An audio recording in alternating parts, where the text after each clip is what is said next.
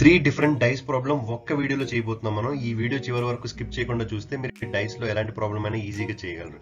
So are you ready? Question వచ్చి 2 different positions of the same dice are shown.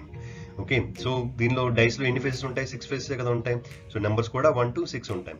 Continuation ఏమి ఇచ్చాడు? Select the number that will be on the opposite to the face of 5 అంటాడు. 5 కి opposite లో ఏముందో కనుక్కోవాలంట. So first ఏం చేయాలంటే dice ఎన్ని ఇచ్చాడు? 2 డైస్ ఇచ్చాడు కదా.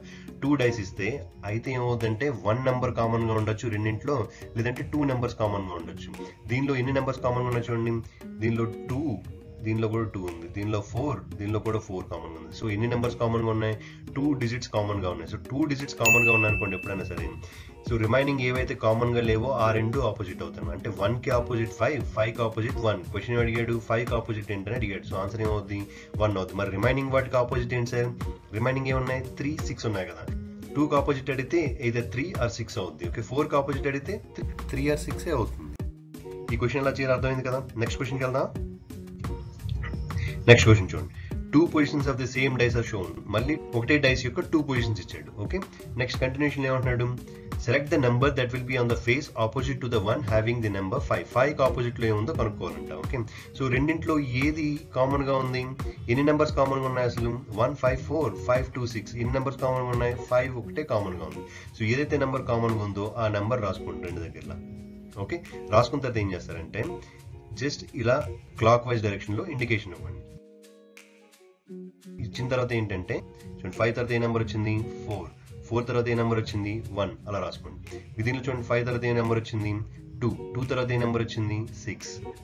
ఓకే, సో ఇలా రాసుకున్న తర్వాత ఏమవుతుందంటే 4 కి ఆపోజిట్ 2 అవుద్ది, 1 కి ఆపోజిట్ 6 అవుతుంది అనమాట. మనకు అడిగింది ఏంటి? 5 కి ఆపోజిట్ ఏంటి అని అడిగాడు. సో 1, 2, 4, 6, 5. మీకు రిమైనింగ్ ఏముంది? 3 కదా రిమైనింగ్ ఉంది. 3 రిమైనింగ్ కాబట్టి 5 కి ఆపోజిట్ ఏంటి? 3 అవుతుంది అనమాట. అర్థమైందా ఈ క్వశ్చన్ ఎలా చేయాలి? టైప్ 3 ప్రాబ్లం చూద్దామా. 4 different positions of dice are shown. So same dice యొక్క 4 డిఫరెంట్ పొజిషన్స్ ఇచ్చాడు అనమాట. ఇచ్చిన తర్వాత కంటిన్యూషన్ ఏమంటున్నాడు? 3 కి ఆపోజిట్ లో ఏముంటుందని అడుగుతున్నాడు. ఓకే, ఇప్పుడు 2 డైస్ సెలెక్ట్ చేయాలి. ఎలాంటి డైస్ సెలెక్ట్ చేయాలంటే అట్లీస్ట్ 1 కామన్ గా ఉండాలన్నమాట. ఓకే, 1 కామన్ గా ఉన్నదైతే ఈజీగా ఆన్సర్ చేయొచ్చు. ఇది చూడండి, ఈ రెండు తీసుకున్నాం అనుకోండి, ఎన్ని కామన్ గా ఉన్నాయి? 2 కామన్ గా ఉన్నాయి. రైట్, ఈ రెండు తీసుకుంటే ఏది కామన్ గా ఉంది? 2 కామన్ గా ఉంది. సో 2 కామన్ గా ఉంది కాబట్టి 2, 2 అని రాసుకోండి. రాసుకున్న తర్వాత ఏం చేయమని చెప్పాను? క్లాక్ వైజ్ డైరెక్షన్ డ్రా చేయమని చెప్పాను. తర్వాత ఏం చేయాలి? క్లాక్ వైజ్ డైరెక్షన్ లో వచ్చిన నంబర్స్ ని అలాగే రాయండి. 2 తర్వాత ఏమొచ్చింది? క్లాక్ వైజ్ డైరెక్షన్ లో 6 వచ్చింది. 6 తర్వాత ఏమొచ్చింది? 3 వచ్చింది. సో 2, 6, 3. మరి ఇక్కడ క్లాక్ వైజ్ డైరెక్షన్ డ్రా చేసుకుంటే 2 తర్వాత ఏమొచ్చింది? 5. 5 తర్వాత ఏమొచ్చింది? 4. 6 కి ఆపోజిట్ 5, 3 కి ఆపోజిట్ 4. మనకు కావాల్సింది ఏంటి? 3 కి ఆపోజిట్ ఏంటో కావాలి. 3 కి ఆపోజిట్ ఏమవుతుంది? ఆన్సర్ 4 అవుతుంది. కాన్సెప్ట్ అర్థమైందా? అర్థమైతే ఈ ప్రాక్టీస్ క్వశ్చన్ చేస్తారా? ఈ ప్రాక్టీస్ క్వశ్చన్ చేసి ఆన్సర్ ఏమొచ్చిందో కమెంట్ చేయండి. మీరు కమెంట్ చేస్తే నాకు అర్థమవుతుంది కదా మీకు అర్థమైందా లేదో. నెక్స్ట్ ఇంకోటి ఏంటంటే please like, share and subscribe చేయొచ్చు కదా. Thank you.